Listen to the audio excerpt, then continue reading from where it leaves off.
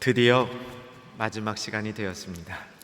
마지막 시간에 주님께서 예배해 주신 꼭 필요한 말씀 증거될 수 있기를 소망합니다.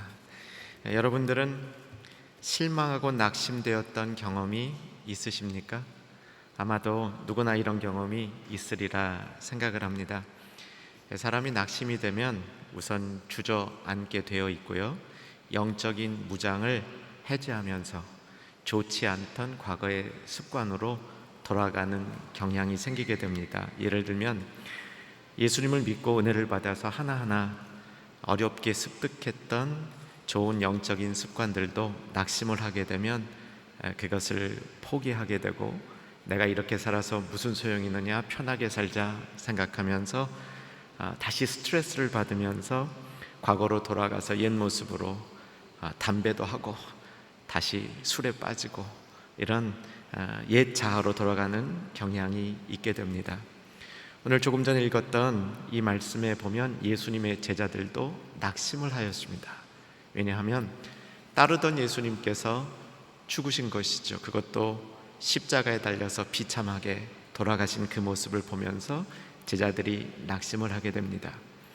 성경을 좀 꼼꼼히 읽어보면 오늘 본문이 적혀 있는 요한복음 21장 3절 보게 되면 베드로가 늘 베드로는 앞장서는 성격이 있었습니다.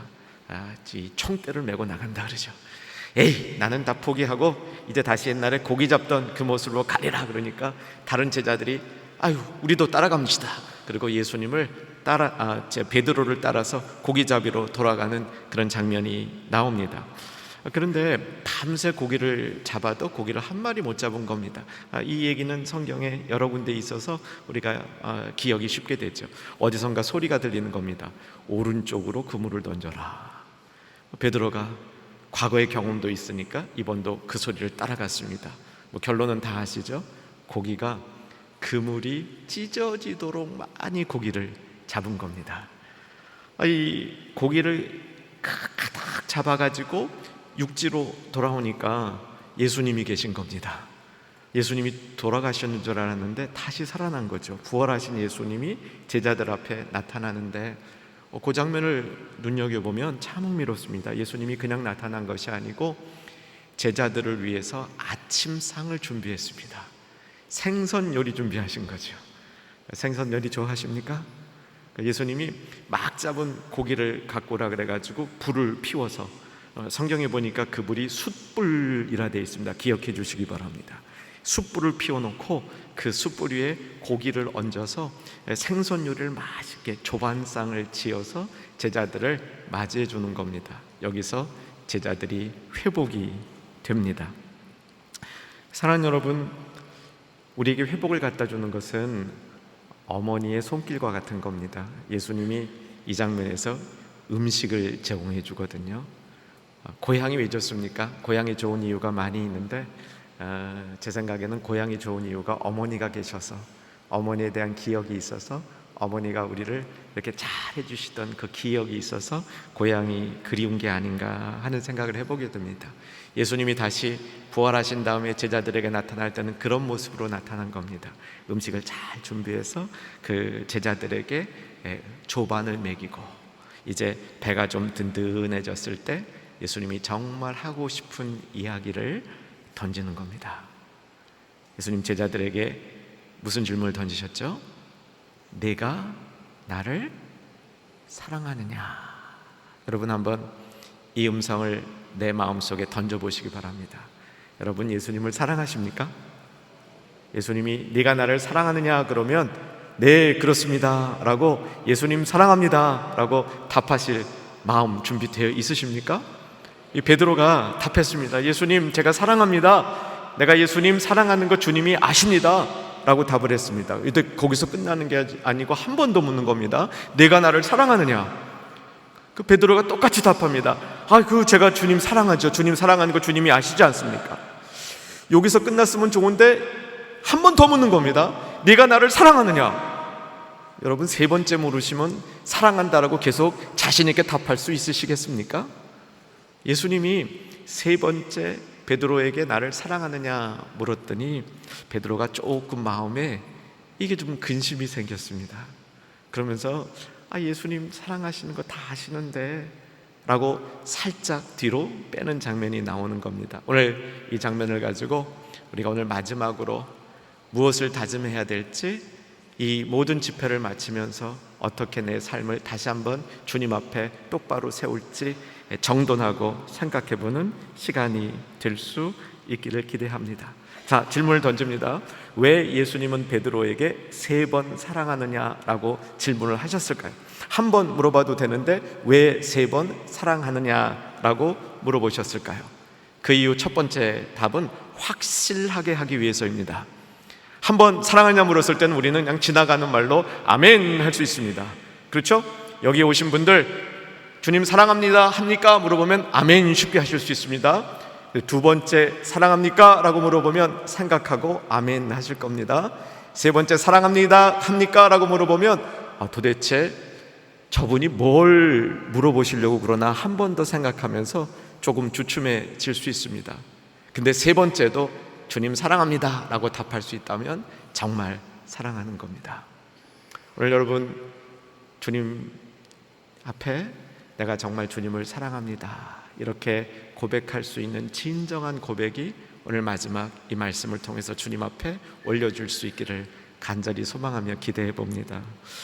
자, 예수님이 베드로에게 네가 나를 사랑하느냐 그랬을 때 이제 성경의 원어인 헬라어를 조금만 공부해 보면 사랑이라는 말에는 두 가지, 몇 가지 더 뜻이 있는데 오늘 두 가지만 여러분하고 확인합니다. 첫 번째 사랑이란 말은 아가페라는 사랑이 있죠. 한번 따라 하실까요? 아가페. 머리에 이제 입력되셨죠. 두 번째는 필리아라는 사랑이 있습니다. 한번 또 따라 하실까요? 필리아. 아가페와 필리아 두 종류의 사랑이 있습니다. 아가페는 무조건적인 사랑입니다. 필리아는 우리 보통 친구 관계 이렇게 이해하시면 됩니다. 두 종류의 사랑이 있습니다. 예수님이 네가 나를 사랑하느냐라고 물었을 때는 아가페 동사형을 사용해서 물은 겁니다. 그런데 베드로가 예수님 앞에 답할 때에는 그 정도 사랑의 수준은 내가 하지 못하고 필리아 수준의 인간적으로 친구 관계에 있는 사랑을 주님 앞에 드립니다 이렇게 답을 한 겁니다. 그래서 예수님이 또 묻는 거죠. 네가 정말 아가페 전적으로 무조건적인 사랑을 하느냐, 나를 그렇게 사랑하느냐. 베드로가 할 수 있었던 대답은 아가페는 잘 모르겠고 필리아 할 수 있습니다 라고 답을 한 거죠. 예수님이 세 번째 물으실 때는 베드로 수준으로 낮춰줍니다. 내가 나를 필리아, 인간적인 친구적인 사랑으로 할 수 있느냐. 그래도 베드로가 이번에는 마음이 조금 두려운 겁니다. 주님이 아십니다 이렇게 답을 하는 겁니다. 사랑하는 여러분, 예수님께서 무조건적인 사랑을 나를 향하여 할 수 있겠느냐라고 물으신다면 여러분의 답은 무엇입니까? 네, 그렇습니다 라고 답하실 수 있는 겁니까? 저는 오늘 성령께서 우리 가운데 역사하셔서 네, 그렇습니다, 주님이 나를 사랑하신 그 사랑이 무조건적인 사랑인 것처럼 나도 주님 앞에 무조건적인 사랑을 드리기를 원합니다, 이런 결단이 우리의 마지막 결단이 될 수 있기를 간절히 기대하는 겁니다. 여러분, 세상에 무조건적인 사랑이 있다고 믿으십니까? 여러분 경험해 보셨습니까? 조건 없이 주는 사랑, 아무런 대가 없이 아무런 조건 없이 누구를 사랑하는 사랑을 여러분 해보셨습니까? 그런 사랑을 받아보셨습니까? 예수님의 사랑은 조건 없이 주는 사랑이라고 얘기를 합니다. 아마 조건 없이 주는 사랑을 우리가 비슷하게 경험할 수 있는 것은 부모가 자식을 사랑하는 것, 아마 그것이 대표적인 사랑일 것 같아요. 부모가 자식을 사랑하는 그 모습을 보면 조건이 없는 듯 해 보입니다. 저도 그런 경험이 있습니다. 저는 고등학교 1학년 때 아버님이 돌아가셔서 어머니에 의해서 키워졌는데 어머님이 저에 대한 바람이 참 많았습니다. 그래서 제가 대학을 다니면서 여러 가지 모습으로 이렇게 집에도 늦게 들어가고 어떤 날은 밤새고 아침에 놀다가 들어가고 그런 적이 있었는데, 제가 아침에 놀다가 이 새벽같이 일찍 집에 들어가면 저희 어머니께서는 일찍 일어나서 기도 다 마치시고 아침을 이렇게 준비하시는 거예요. 아침을 준비하시는데 제가 딱 들어가면요, 저를 딱 보시는데 저는 어머니가 저를 째려볼 줄 알았습니다. 근데 째려보신 적이 없어요. 그냥 충만한 모습으로 저를 이렇게 보시는데, 야, 그게 더 무서워요. 째려보는 것보다. 충만한 모습으로 보는 그 모습 속에 저를 향한 신뢰가 담겨 있는데, 그 신뢰를 보면서 제 모습이 변하는 겁니다. 여러분, 무조건 사랑적인 사랑이 사람을 변화시키는 겁니다. 무조건적인 사랑은 예수님의 모습을 통해서 자기 자신을 온전히 내어주시는 그 모습을 통해서 나타납니다. 정말 제가 많은 은혜를 받았던 부분은 예수님이 자기 자신을 온전히 내어주셨구나, 그냥 주신 게 아니고 내어주셨구나, 이 사실이 마음속에 들어올 때 그 무조건적인 사랑 앞에 우리의 마음은 주님 앞에 내려지면서 가장 순수한 것을 주님 앞에 돌려드릴 수 있는 그 마음의 준비를 만드는 겁니다. 여러분, 다시 한번 도전합니다. 주님이 우리를 무조건적으로 사랑하셨는데 우리도 그렇게 주님 앞에 반응하실 준비되어 있으십니까? 주님이 우리를 위하여 자기 자신을 내어주셨는데 나도 가장 순수한 것, 가장 중요한 것, 나에게 가장 필요한 것들을 주님 앞에 내어드릴 수 있는 준비가 되어 있으십니까? 오늘 그 준비가 되어 있으시기를 성령께서 원하시는 겁니다. 우리 주님께서 원하시는 겁니다. 하나님 아버지께서 원하시는 겁니다. 그래서 이 자리가 있는 겁니다. 두 번째, 베드로에게 왜 예수님이 3번씩이나 나를 사랑하느냐고 물었느냐, 그 이유를 살펴보면 요한복음에 그 답이 나와 있습니다. 아니, 우리가 아는 성경 가운데 그 답이 나와 있습니다. 예수님을 베드로가 몇 번 부인했습니까? 3번 부인했죠. 여러분, 예수님께서 십자가 지실 것을 예언했을 때 베드로가 아주 용기 있게 답했습니다. 다른 제자들은 다, 다른 사람들은 다 예수님의 그 부인한다 할지라도 나만큼은 예수님을 절대로 부인하지 않겠습니다. 자신 있게 베드로가 답했던 겁니다. 그런데 어떻게 됐습니까? 베드로가 예수님을 몇 번 부인했다고요? 3번 부인했어요.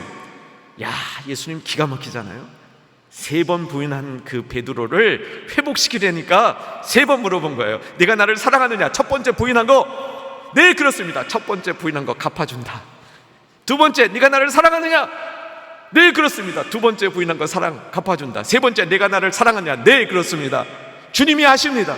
3번째 부인한 것까지 내가 용서해준다. 여러분, 우리 주님이 우리를 용서해주고 받아주시는 방법은 아주 세밀하시고 아주 자상하십니다. 그럼 베드로가 예수님을 3번 부인한 장면을 한번 우리 성경을 통해서 이렇게 다시 되짚어 봤으면 좋겠습니다. 예수님이 붙들리셨죠? 언제 붙들리셨냐면 겟세마네 동산에 가셔서 기도하시고, 그 기도는 하나님 앞에 모든 것을 맡기는 기도를 하시고 군병들에서 붙들려서 가야바라고 불리우는 대제사장 집에 잡혀가서 신문을 당합니다. 베드로가 예수님이 붙들려 갈 때 조금 이렇게 그 칼도 꺼내가지고 좀 저항도 하고 그랬습니다. 그래서 예수님 붙들러 온 사람하고 싸우다가 그 사람 귀도 하나 자르고 막 그런 일이 성경에 기록되어 있고요. 베드로가 예수님이 붙들려 가니까 예수님 신문을 당하는 그 재판을 받고 있는 가야바의 집에 몰래 들어가서 예수님 어떻게 되나 하고 멀찌감치 이제 지켜보고 있었는데, 베드로가 춥잖아요. 그래서 불을 쬐고 있었습니다. 이게 추우니까 불에 몸을 이렇게 녹이고 있었던 겁니다.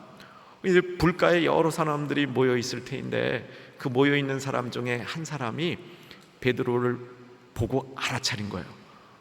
이 사람 봐라, 이 사람 봐라. 그 예수님과 같이 있던 그 사람 아니야? 라고 말하니까 베드로가 거기서 첫 번째 부인한 겁니다. 성경에 보니까 부인하여 이르되 네가 나 잘못 봤다. 네가 잘못 봤어. 나 그런 사람 아니야. 라고 살짝 거부를 하는 겁니다. 여러분, 그런데 그 장면을 생각해 보십시오. 가야바의 법정에 이게 큰 집이니까 뜰이 여러 개 있어요. 안뜰도 있고 바깥뜰도 있고 이제 뜰이 여러 개 있는데 예수님은 안쪽에서 재판을 당하시는데 이 거짓 증인들이 나타나가지고 예수님을 모함하는 거예요. 예수님의 온갖 이 하지도 않은 일을 가지고 예수님을 모함하고 있는데 예수님을 변호해야 될 제자 베드로는 뭐 하고 있습니까? 저 바깥 뜰에 와가지고 이 불 쬐고 있다가 너 예수님과 한편이지 그러니까 나 아니라고 예수님을 부인하고 있는 겁니다. 그러니까 그 자리에 있다가 안 되겠어요. 그래서 베드로가 이동을 합니다. 이 바깥뜰에 있다가 조금 더 안쪽 앞문 쪽으로 들어왔다 성경에 기록을 하는데, 거기 들어오니까 이번에는 베드로를 알아보는 사람이 또 있었는데, 이 왼수는 어디서 만난다고요? 외나무 다리에서 만나요. 그래가지고 이 베드로를 알아보고 있는 사람이 누구냐면, 조금 전에 베드로가 칼을 휘둘렀습니다. 예수님 못 잡혀가라고 칼을 휘둘렀는데 그 칼 맞고 귀가 잘린 사람의 친척인 거야. 영락없이 걸린 거죠. 영락없이 걸린 거예요. 그래서 이 사람 바라게 진짜 예수님과 함께 있었다. 그러니까 이번에는 부인하고 맹세하여 말하되, 무슨 소리야? 내가 맹세하는데 나 아니야 라고 베드로가 말한 거예요. 그런데요, 사람이 급하면 본성이 나옵니다. 본성이 나와요. 이 본성이 어떤 본성이 나오냐면, 급하니까 지방 사투리가 나온 거예요. 지방 사투리가. 그래서 내가 맹세하고 아니라고 얘기를 하는데 베드로의 고향인 갈릴리 지역 사투리가 나온 겁니다. 앞에서 설교해 주신 우리 목사님, 이렇게 북에서 오신 목사님으로 제가 느끼고 감사드렸는데, 사투리가 없으세요, 제가 보기에는.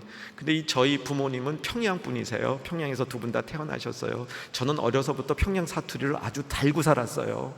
가족끼리 모이면요, 그냥 이 평양 사투리 하는 게 귀에 익숙해 있어요. 근데요, 이분들이요, 특징이 있어요.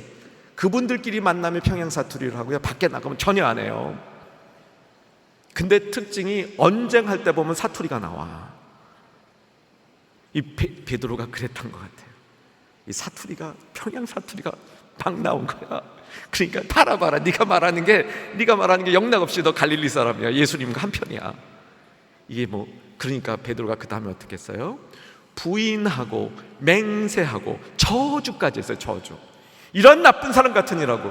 어디 내가 요때는 또 바로 사투리 안 했을 것 같아요. 좀 전까지 또 사투리 하다가 이제 베드로가 이렇게 하면서 3번 예수님을 부인한 거죠.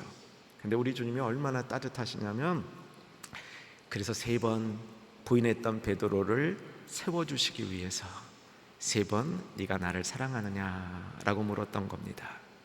또 한 가지, 예수님이 3번 나를 사랑하느냐 해서 우리가 기억해야 될 거는, 물고기를 이렇게 구워주셨습니다.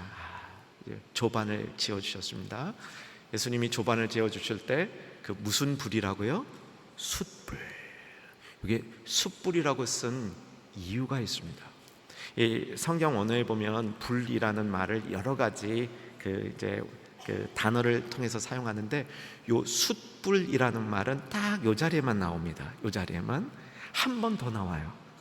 요한복음에만 한 번 더 나오는데, 어디서 나오냐면 정말 놀랍게도요, 베드로가 불 쬐고 있을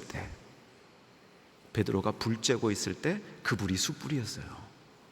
근데 예수님이 숯불 앞에서 예수님을 부인하면서 실패하고 참 치욕스럽게 된 베드로를 회복시키면서 내가 나를 사랑하느냐라고 물었을 때 똑같은 숯불 앞에서 물어보는 겁니다. 왜 그러셨을까요? 자상하시잖아요.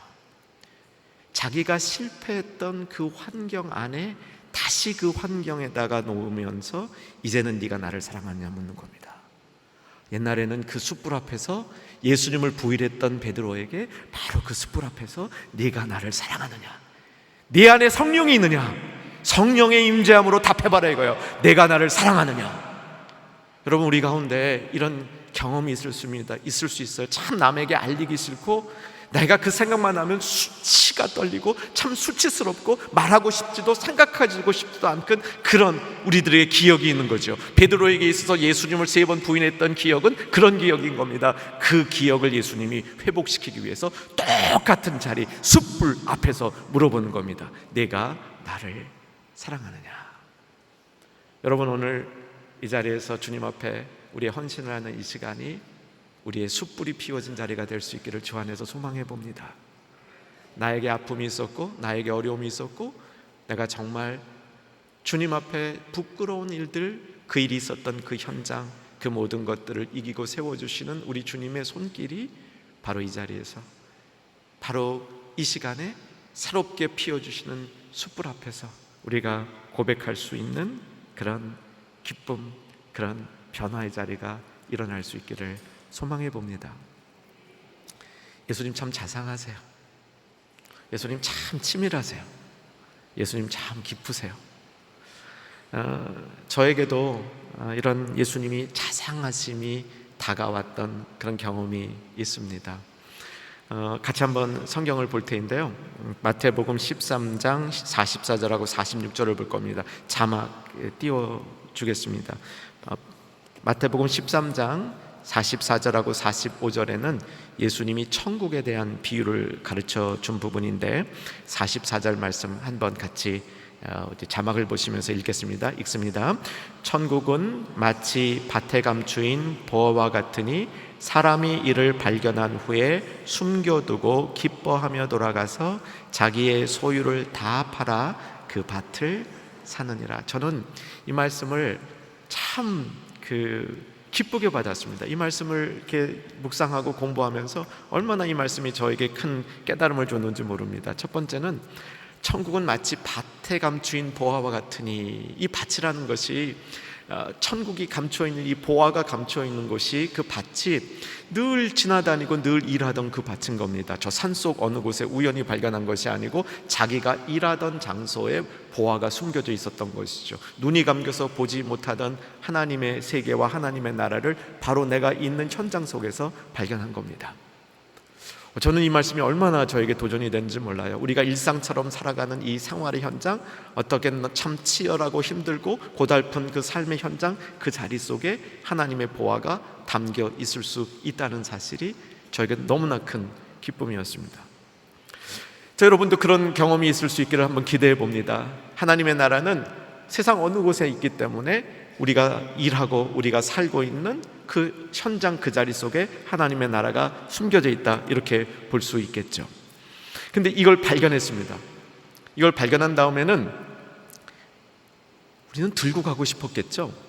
근데 들고 가지 아니하고 숨겨두고 돌아가, 기쁨으로 돌아가, 기뻐하며 돌아가, 이렇게 성경이 기록하고 있습니다. 그 하나님 나라를 발견한 사람들은 그 하나님 나라를 최종적으로 받을 때까지, 그 하나님 나라를 최종적으로 내 것으로 만들 때까지 그 기간의 삶을 기쁨으로 살 수 있다, 이렇게 설명하는 거죠. 이것도 참 큰 즐거움입니다. 성경이 뭐라고 얘기하냐면, 예수님을 믿고 하나님 나라를 발견한 사람은 완전한 그 세계에 들어가기까지 그 중간의 모든 과정들을 기쁨으로 살 수 있다, 이렇게 얘기합니다. 사랑하는 여러분, 그 기쁨을 회복할 수 있기를 주의 이름으로 축원합니다. 하나님 나라의 보화를 발견한 사람들은 이 땅을 살아가는 동안 기쁨으로 살 수 있는 특권을 주신 거죠. 그 다음에 돌아가서 자기의 것을 다 팔아 그 밭을 샀느니라. 자기의 것을 다 팔아 그 밭을 샀느니라. 여기에요, 저는 이것도 발견하고 너무너무 기뻤습니다. 야, 밭을 사는데, 밭을 사니까 그 밭 속에 보화가 있는 거예요. 보화는 비싸서 못 사요, 내 것 다 팔아도. 그런데 밭을 사니까 그 밭 속에 보화가 담겨 있는 겁니다. 어떤 분이 시골을 여행했습니다. 이 사람은 골동품 수집가입니다. 골동품을 수집하러 시골을 이렇게 돌아다니는데 특별한 골동품을 못 발견했는데, 밥 먹으러 시골 밥집에 들어갔다가 이렇게 보니까 개가 한 마리 있는데, 그 개가 밥그릇을, 개밥 그릇이 있는데 이게 몰라서 그렇지 그게 골동품인 거예요. 야, 이 골동품 수집가가 너무나 신이 나가지고 그 개밥 그릇을 사려고 이제 작정을 했습니다. 그런데 그렇지 않아요? 저 개밥 그릇 좀 사자고 그러면 이상하게 생각할 거 아니에요. 그래가지고 꾀를 냈습니다. 꾀를 내서 주인한테 가서 개밥 그릇 산다는 얘기를 안 하고 저 개를 사겠다 그랬습니다. 그 개 값이 얼마냐 그러니까 10만 원이라고 얘기를 하는 겁니다. 그래서 이제 꾀를 낸 거죠. 내가 20만 원 줄 테니까 이 개를 나한테 팔라고, 그 대신에 밥그릇도 같이 달라고. 그랬더니 이 주인이 있다가 돈을 딱 받더니, 밥그릇은 안 돼요, 제가 이런 식으로 개를 10마리 팔았습니다.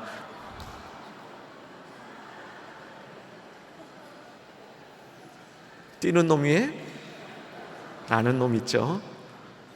근데 이 성경의 원리는 밭을 사면요, 밭값은 얼마 안 되는데 그 속에 포화가 담겨 있다는 겁니다.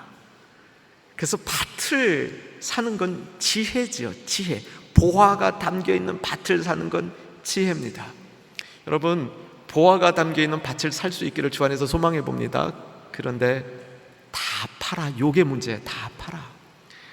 제가 이 말씀을 굉장히 사랑했는데, 이 말씀을 가지고 이렇게 말씀을 전하다 보면 성도님들이 다 팔아 여기서 걸려요.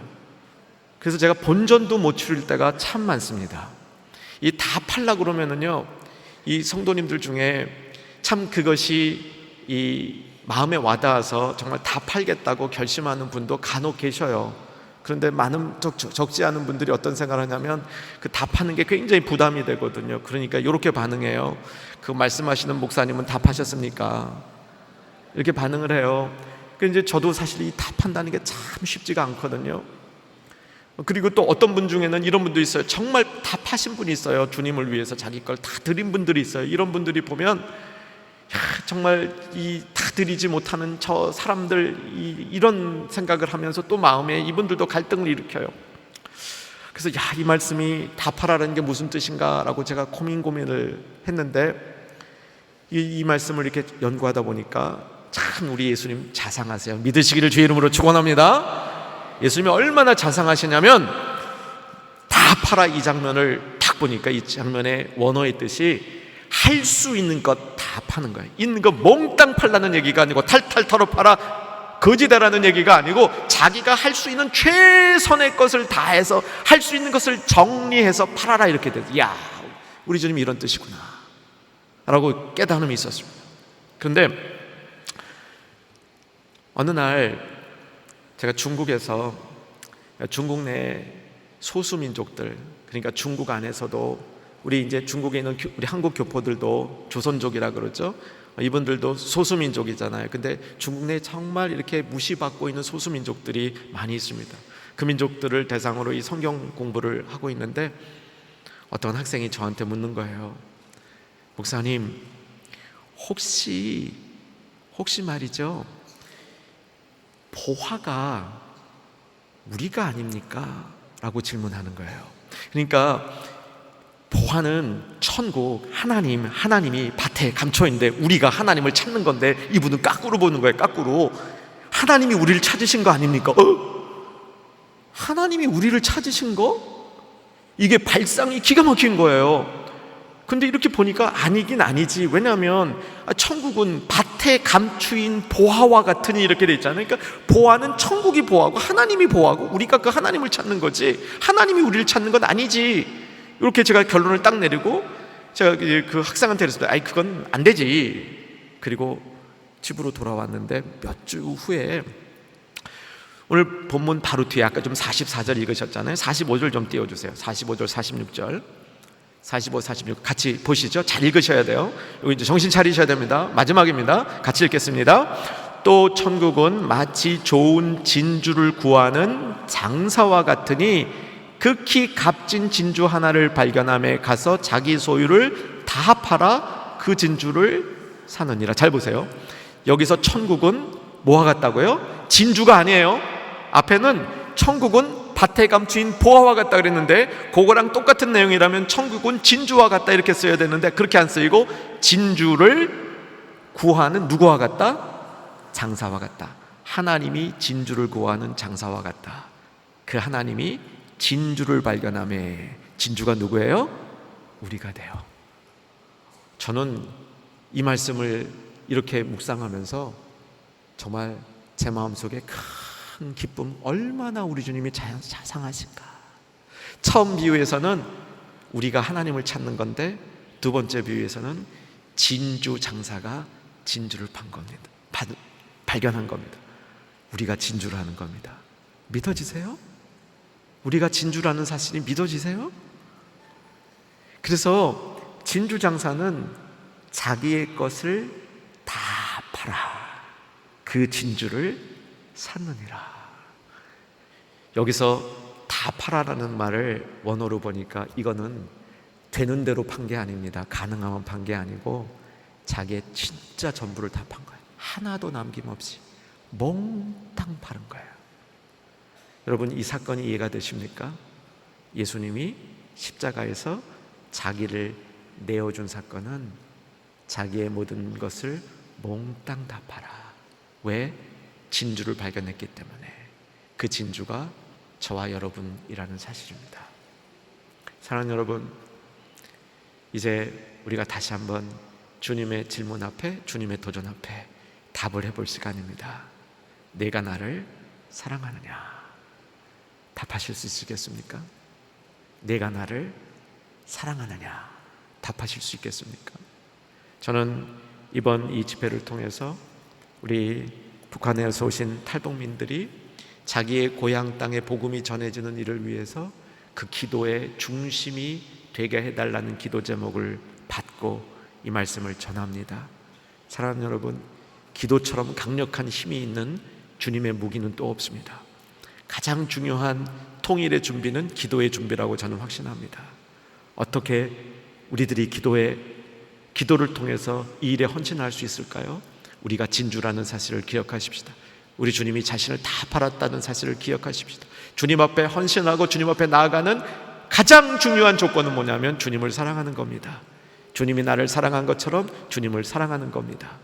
그 사랑으로 반응하고 그 사랑으로 고백할 때, 그 사랑한다는 그 입술의 고백이 우리 안에 있을 때 가장 중요한 주님의 일을 맡은 자격이 생기는 겁니다. 오늘 이 시간에 이 저녁에 주님을 내가 사랑합니다. 주님 나를 사용해 주시옵소서. 주님 원하신 대로 사용해 주시옵소서. 주 앞에 내가 진주가 되기를 소망합니다. 내가 하나님 나라 그 보화를 발견하기를 원합니다. 이 결단이 있는 복된 저녁 되기를 주의 이름으로 축원합니다. 기도하겠습니다. 살아계신 아버지 하나님, 귀하게 주님 눈에 발견되어져서 주님 손에 붙들려 쓰임받는 복된 주의 디아스포라 되게 하시고, 아버지 하나님 천국 문을 열어서 통일을 이루는 그 일에 사용받는 기도의 중심 인물들이 될 수 있도록 디아스포라를 사용하여 주시옵소서. 예수님 이름으로 기도 올리옵나이다. 아멘.